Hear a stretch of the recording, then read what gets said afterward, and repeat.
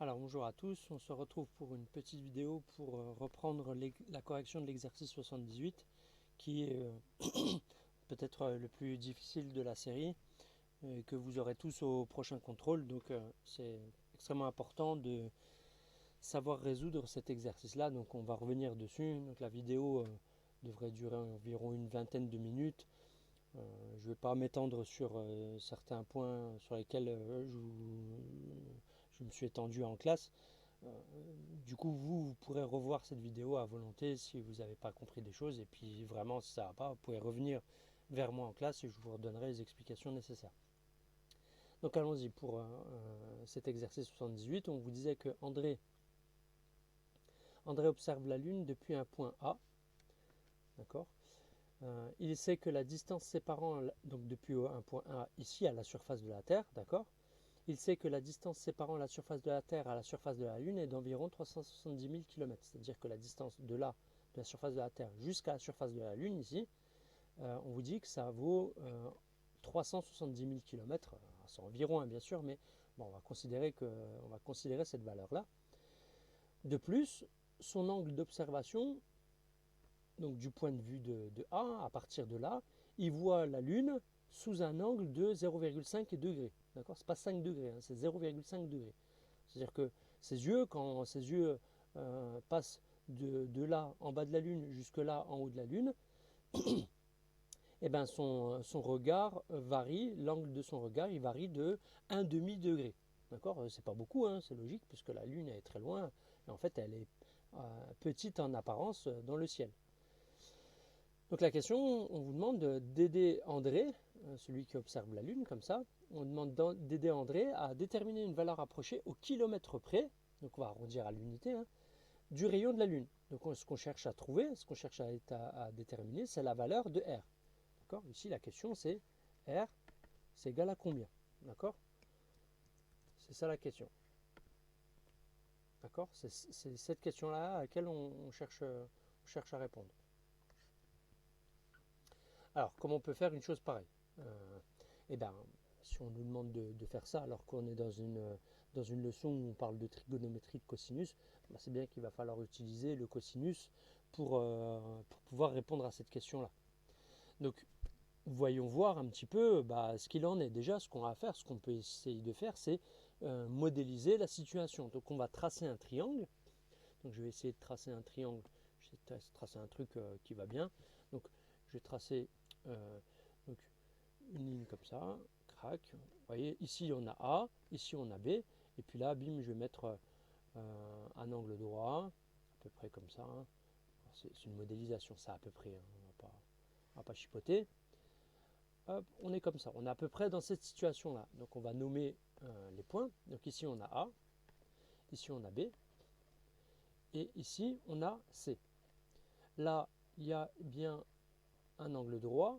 Ça, c'est la condition nécessaire pour pouvoir appliquer les relations, la formule de trigonométrie, parce qu'il n'y en a qu'une seule que vous connaissez jusqu'à présent.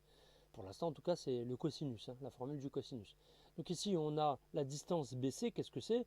On l'appelle R. Vous pouvez l'appeler X, vous pouvez l'appeler comme vous voulez, en fait. Hein, c'est une inconnue.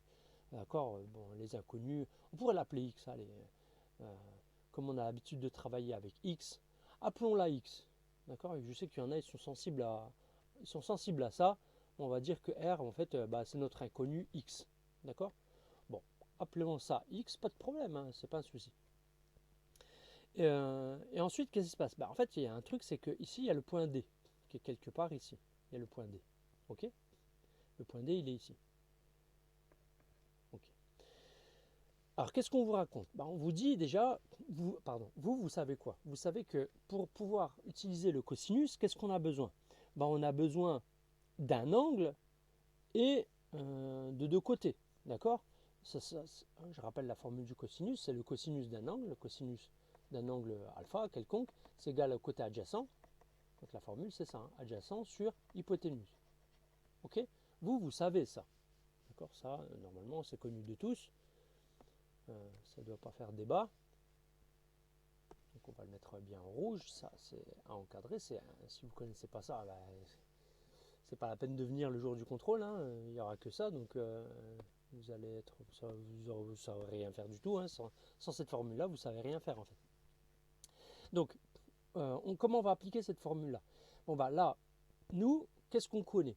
Qu'est-ce qu'on connaît de l'exercice? Ben, on sait que la distance entre la surface de la Terre et la surface de la Lune, c'est 370 000 km. Donc on connaît en fait ce qu'on connaît. Alors je vais mettre en vert les choses qu'on connaît. Donc ça, on connaît quoi? Ben, la distance de là à là. On sait que ça vaut 370 000 km. D'accord? La distance entre A et D. Ok? Je vais mettre ce trait-là en vert pour bien que vous voyez que ça correspond à ça. Donc la distance de là à là, d'accord, c'est 370 000 km. Et la distance d'essai, qu'est-ce que c'est la distance d'essai? La distance d'essai, c'est de la surface de la Lune jusqu'au centre de la Lune. Ça, c'est les rayons de la Lune, évidemment. C'est le R, en fait. C'est le même qu'ici. Bon, appelons-le. Je vais lui donner une autre couleur. On va l'appeler, je vais le mettre en bleu, par exemple. Et lui, c'est quoi? C'est X, en fait, qu'on retrouve. Donc, cette distance-là, de là à là, en fait, qu'est-ce que c'est? C'est tout simplement X. Okay, c'est le X qu'on a ici, c'est le même qu'on a ici. Puisque vous voyez, hein, si je dis que X est le rayon, il est là et puis il est là aussi, évidemment. D'accord? Donc, a priori, on a l'impression qu'on a des informations sur l'hypoténuse. Mais le problème ici qui se pose, c'est que l'information sur l'hypoténuse, elle n'est pas complète. Vous voyez, on n'a qu'une partie de l'hypoténuse, on n'a pas tout l'hypoténuse. Bon, pour l'instant, ok, très bien. Est-ce que AB, on le connaît? AB, on ne le connaît pas non plus, hein, d'accord? On n'a pas de valeur de AB. Est-ce que ça, on le connaît? On ne le connaît pas non plus. Qu'est-ce qu'on connaît d'autre? Ce qu'on connaît d'autre, c'est l'angle. Je vais le mettre en orange. L'angle ici, on sait combien il vaut. D'accord? L'angle ici, on sait combien il vaut. Pourquoi? Parce qu'on sait que tout ça, ça vaut 0,5. Ça vaut, comme on a vu en cours, ça vaut 0,25 degrés. D'accord? Et on sait que ça vaut 90 degrés. Hein. D'accord? Ça vaut 90 degrés. C'est un angle droit, évidemment. Alors pourquoi on peut dire que ça, c'est la moitié? Alors je le rajouterai. Hein. Je rajouterai ici, je rajouterai une information. Je dirais que AD, la droite AD, c'est la bisectrice. C'est la bisectrice de l'angle BAB'. De BAB'. D'accord? C'est la bisectrice. Ça veut dire que ça coupe cet angle-là en deux parties égales. Donc bon, voilà. D'accord? Je rajouterai cette information-là pour pas que vous ayez à démontrer que la droite, que l'angle là, c'est exactement la moitié. Enfin, pour pas avoir à démontrer que la droite AD, c'est la bisectrice. Ça, faudrait quand même le démontrer avec les informations qu'on a. On pourrait le faire, mais bon, on va s'éviter ça. L'exercice, le problème est déjà bien assez compliqué comme ça. Donc, je vous fais grâce de cette démonstration. Ça, c'est admis. Donc on admet ça, on admet que AD c'est bien une bisectrice, donc là cet angle-là, on le connaît. Bon, admettons, ok, très bien, on connaît cet angle-là, maintenant, qu'est-ce qu'on peut faire? Vous savez que le cosinus de cet angle-là, c'est égal au côté adjacent à cet angle, divisé par l'hypoténuse. C'est quoi le côté adjacent à cet angle? Le côté adjacent à cet angle, on le voit bien, c'est AB. Donc ici, le cosinus de 0,25, ce serait quoi? Ce serait AB sur AC. Sauf que AB, déjà, il ne nous intéresse pas parce qu'on ne nous demande pas cette distance. Et puis en plus, on ne le connaît pas de toute façon. Donc, il ne nous sert pas à grand-chose, en fait, ce AB-là. Nous, ce qu'on aimerait, c'est que dans la formule, on voudrait qu'apparaisse ce qui nous intéresse. Lui, là, le rayon de la Lune. C'est ça, en fait, qu'on voudrait voir apparaître dans la formule. Sauf que là, ce côté-là baissé, c'est pas le côté adjacent à cet angle, c'est le côté opposé. Donc, vous voyez, ça ne marche pas. Qu'est-ce qu'il faudrait faire? Il faudrait réussir à déterminer la valeur de cet angle-là. Il faudrait réussir à déterminer la valeur de cet angle-là. Mais ça, on sait le faire, hein, évidemment, on sait le faire. Vous savez faire ça depuis la 6e. Vous savez que la somme des angles dans un triangle, ça vaut toujours 180 degrés. Donc, on va pouvoir écrire très facilement que l'angle ACB, c'est égal à 180 moins 90 qui sont là, moins les 0,25 qui sont là. D'accord? Et ça nous fait 89,75 degrés. Donc cet angle-là, il est parfaitement identifié, il est parfaitement connu. Ça vaut exactement 89,75 degrés. Pas de problème.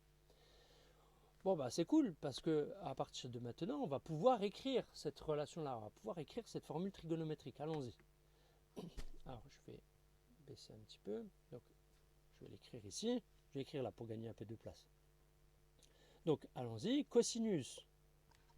Cosinus de quoi? Donc, cosinus de l'angle ici, de 89,75. Donc, cosinus de ACB. On va écrire les choses correctement.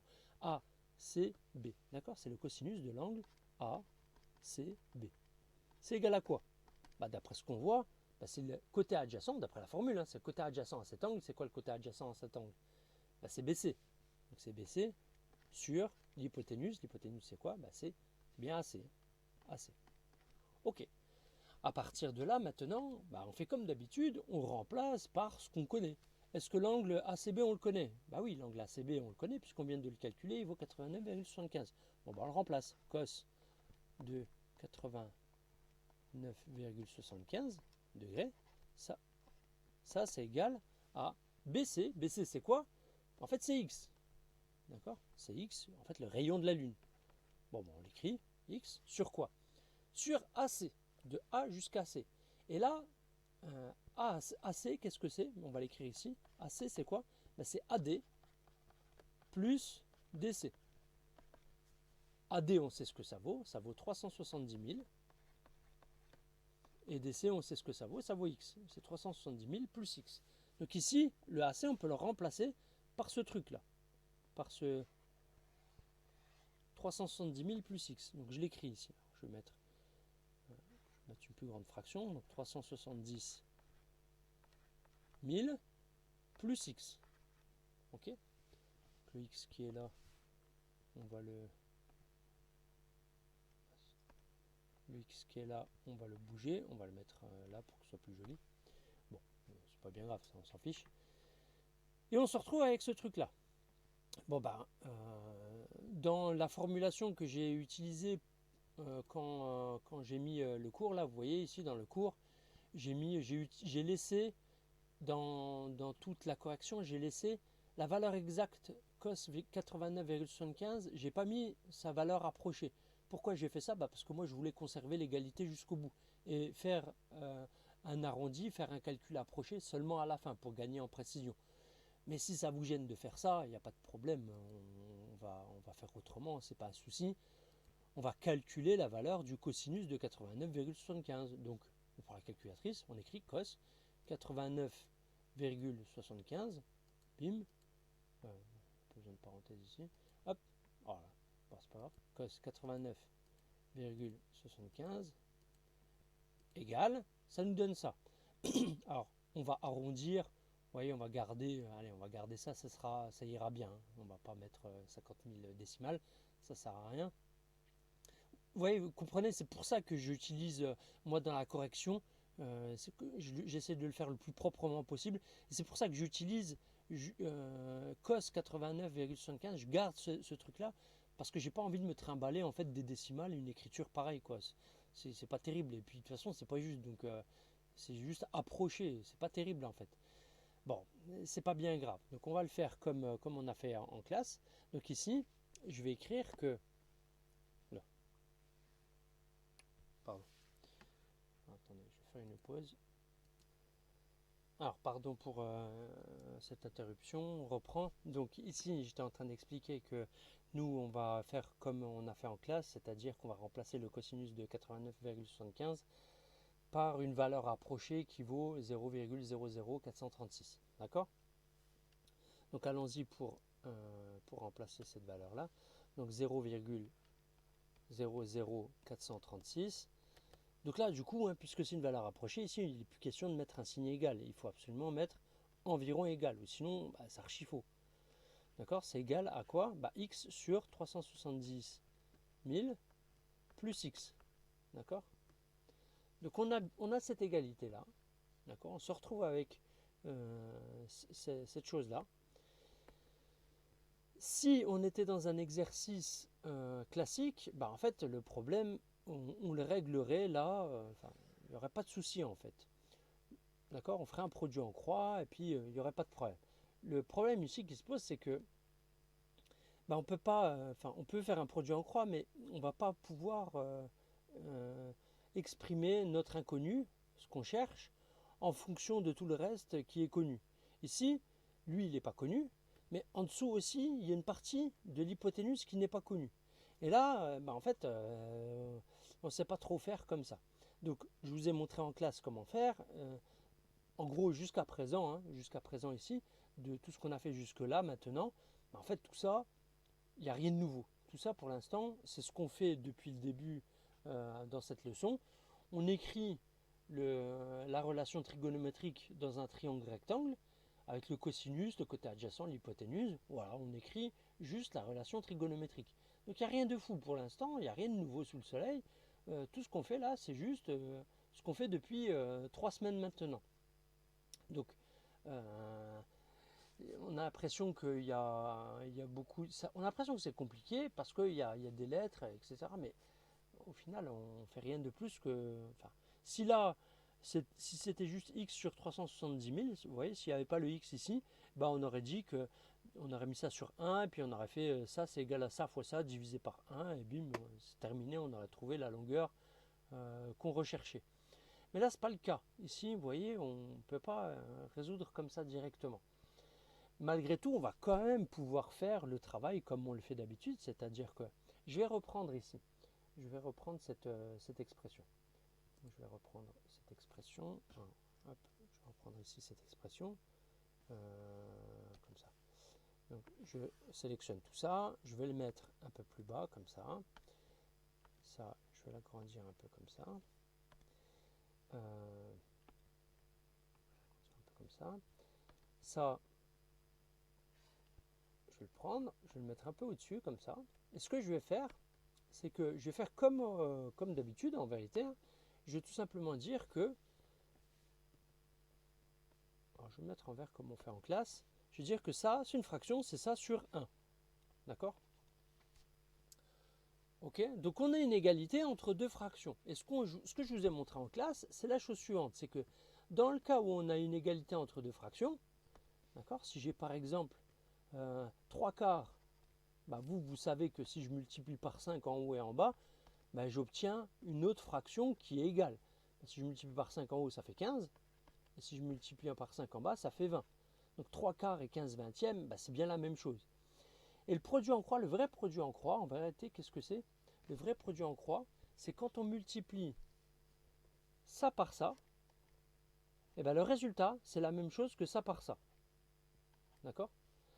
C'est-à-dire que si on fait 3 fois 20, normalement, on doit obtenir le même résultat que 4 fois 15. En fait, on a cette égalité-là. C'est vrai parce que 3 fois 20, ça fait 60, et 4 fois 15, 15 et 15, ça fait 30, et le double de 30, ça fait 60. 4 fois 15, ça fait bien 60. 60 égale 60, pas de problème. Donc quand on a deux fractions qui sont égales, A sur B est égal à C sur D, on peut toujours écrire que A fois D, donc ça fois ça, c'est égal à ça fois ça, B fois C. D'accord? Ça, on peut toujours l'écrire, ce truc-là. Ok? C'est ce qu'on va utiliser pour ici. On va écrire cette relation-là, donc cette relation ici, là, on va l'écrire avec ce truc-là. Donc allons-y pour écrire la chose.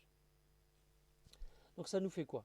Ça nous fait lui, 0,00436, multiplié par lui. Mais attention, par tout ça. J'en ai vu, ils ont écrit ça. 0,00436 multiplié par 370 000 plus x. Sauf que ça, c'est pas juste. D'accord? Parce que c'est quoi que j'ai multiplié par 0,00436? C'est pas tout ça. C'est seulement le 370 000. Puisque la multiplication prioritaire, moi, ce que je veux, c'est multiplier par tout ce truc-là. Donc, pour dire ça, il faut absolument mettre quoi? Des parenthèses. Il faut absolument que là, il y ait des parenthèses. OK? Alors, je vais mettre un peu plus bas ce truc. Hop. Ici. Et du coup, ça, c'est égal à quoi? Donc, ça fois ça, c'est égal à quoi? C'est égal à 1 fois x. D'accord? C'est égal à 1 fois x. Alors, je vais l'écrire, ça ne sert pas à grand-chose, mais 1 fois x. 1 fois x, vous avez compris, c'est x. D'accord? 1 fois x, c'est x. Et ça, qu'est-ce qu'on va faire? On va faire comme d'habitude. C'est là que maintenant le calcul littéral, il va nous être bien utile, parce que nous, on a un facteur devant une parenthèse, on sait qu'on peut développer ce truc-là. D'accord? On va dire que c'est ça c'est ça, ce nombre-là fois 370 000, plus ce nombre-là fois x. D'accord? Écrivons-le. Donc ça nous fait 0,00436 multiplié par 370 000 plus, plus 0,00436 multiplié par x. Ok? Et tout ça, c'est égal à x. D'accord? Tout ça c'est x. Bon, bah, continuons le calcul. Et ce qu'on va faire, nous, c'est calculer combien ça vaut ce nombre-là. Bah, du coup, là, il est encore sur la calculatrice. Donc, tant qu'à faire, je vais utiliser toutes les décimales. Comme ça, j'aurai un résultat encore plus précis. Donc ça, je vais le multiplier par 370 000. 1, 2, 3, égale. Ça nous donne 1614. Donc, je vais arrondir à 1614. Donc, ici, je mets 1614. Donc, ça, c'est 1614 environ. Hein. De toute façon, ah oui, pardon. Ici, c'est pas un égal. Hein. Ici, c'est pas un égal. Hein. Tac. Là, c'est pas un égal, c'est un environ égal. Hein. Donc là, bim, il faut mettre une petite vague pour dire que c'est pas égal. Hein. Ok? Donc ça, c'est 1614 environ. Donc, vous voyez, on s'éloigne de la valeur exacte, mais bon, c'est pas bien grave. Et puis là, on se retrouve avec 0,00436 x. Et ça, c'est environ égal à x. Ok. Bon, on se retrouve avec quelque chose qu'on sait maintenant presque résoudre, parce qu'il reste une chose à faire. Vous savez, vous, quand on a une équation où il y a les x qui sont un peu éparpillés comme ça à gauche et à droite, la stratégie qu'il faut mettre en place, c'est de regrouper les x ensemble pour pouvoir réduire, en fait, pour pouvoir calculer les x ensemble et qu'on se retrouve juste avec x, avec des x seulement, d'un seul côté du signe égal. Ok? Donc, ce que je vous ai montré dans un deuxième temps, alors dans un premier temps, je vous avais montré, on enlève 0,00436 de part et d'autre, enfin bref. On peut faire ça. Alors, il y a une autre façon un peu plus triviale de faire les choses. C'est moins rigoureux que ce que je vous montre d'habitude, mais ça marche aussi. Et pour ceux qui ont besoin de choses qui sont efficaces, pas forcément super rigoureuses d'un point de vue mathématique, ça sera quand même accepté au brevet. Si vous faites ça, on ne vous enlèvera pas de points. Ça sera autorisé de faire ce genre de choses. Donc, ce que vous allez faire, c'est tout simplement prendre ce terme-là, tout ça là, vous allez l'envoyer de l'autre côté. Et ce faisant, quand ce truc-là, il part de l'autre côté, il change d'opération. C'est-à-dire qu'il était là à gauche du signe égal, il est à gauche, il est avec une addition. À droite du signe égal, il va devenir une soustraction. Donc on va se retrouver avec la chose suivante. Donc ça là, on se retrouve avec quoi? Avec 1614 tout seul, d'accord? Parce que lui il est parti à droite, égale environ quoi? X moins 0,00436x. D'accord? On a bien une soustraction maintenant. D'accord? Là, c'était une addition. Et de l'autre côté, quand on l'a envoyé de l'autre côté, on se retrouve avec maintenant une soustraction. Bon, la question maintenant, c'est comment on calcule, comment on réduit ce truc-là? X moins 0,00436x. Ça a l'air d'être bizarre. On a l'impression qu'on ne peut pas réduire un truc pareil. Mais en fait, si. Vous savez très bien réduire ce genre de choses. Si j'écris par exemple, alors là j'ai plus de feuilles.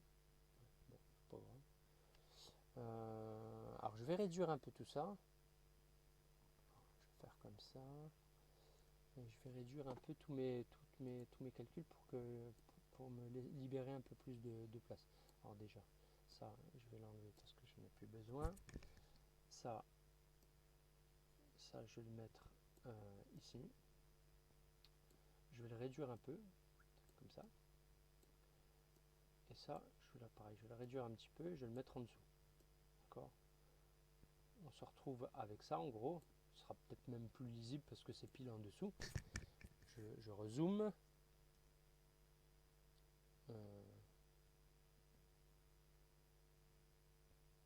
Pourquoi il y a un zéro qui traîne là? Ah oui, c'est celui qui est là-bas. Bon, on s'en fiche. Hop, c'est bon, ok. Donc là, je rezoome, pardon. Je rezoome ici. Et maintenant, on va pouvoir faire le travail. On va revenir sur ce qui nous intéresse. Donc, ce qui nous intéresse, c'est ça. C'est réduire ce morceau-là. X moins 0,00436x. Comment on peut faire un truc pareil? Comment on peut réduire ça? En fait, vous savez vous réduire ça. En réalité, vous savez. Pourquoi? Parce que si j'écris ça, donc 7x moins 5x, c'est quoi? 7x moins 5x, ça fait 2x. Hein. Tout le monde est OK avec ça. Il n'y a pas de problème. Hein. Si j'ai 7 pommes moins 5 pommes, j'ai 7 pommes, je retire 5 pommes, mais il me reste 2 pommes. Bon, rien d'extraordinaire. Comment j'ai trouvé le 2 là? En vérité, qu'est-ce que j'ai fait? En fait, j'ai fait 7 moins 5, x. Hein. J'ai dit, le x ici, j'ai factorisé x en fait. Vous vous souvenez de la factorisation? J'ai dit que là, c'est comme si j'avais 7 moins 5, x. D'accord? Le x, il y est combien de fois? Il y est 7 moins 5 fois. Bon, voilà, je calcule 7 moins 5, ça fait 2. Et bim, ça fait bien 2x. D'accord? C'est ça que je fais. C'est exactement la même chose que je vais faire ici. Donc 1614, c'est environ égal à... Ici, il est combien de fois le x? Une fois. Moins, ici, il est combien de fois le x? 0, moins 0,00436 fois x. Ok? Et quand on calcule ça, donc 1 moins...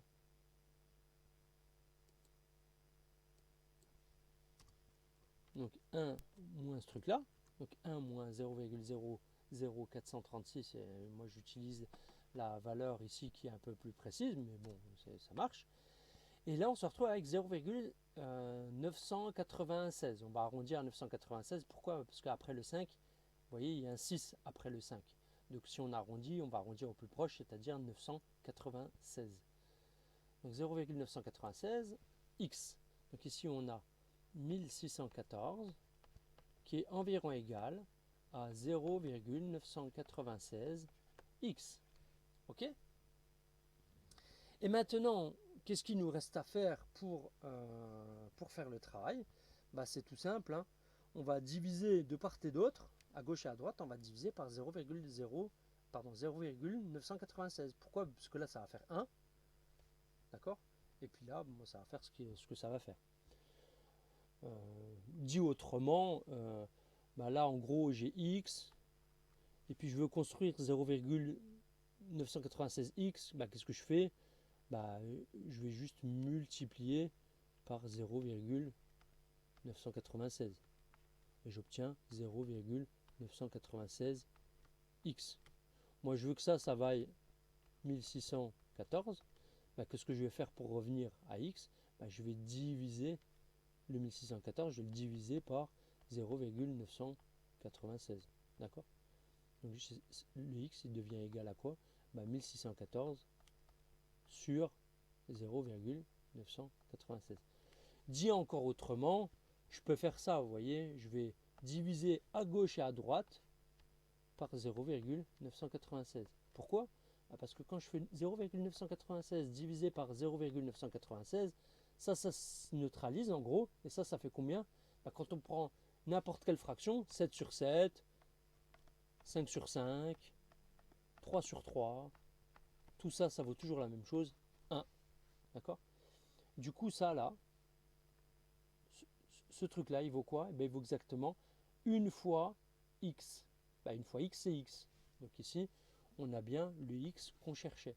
Donc on a 1614 sur 0,996. Ça, c'est environ égal à notre x qu'on cherchait, qui est le rayon de la Lune. D'accord? Allons-y maintenant pour la valeur approchée.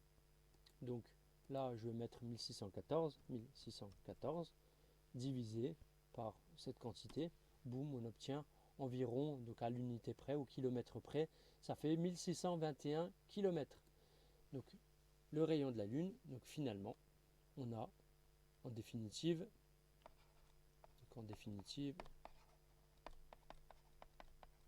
on a R qui vaut environ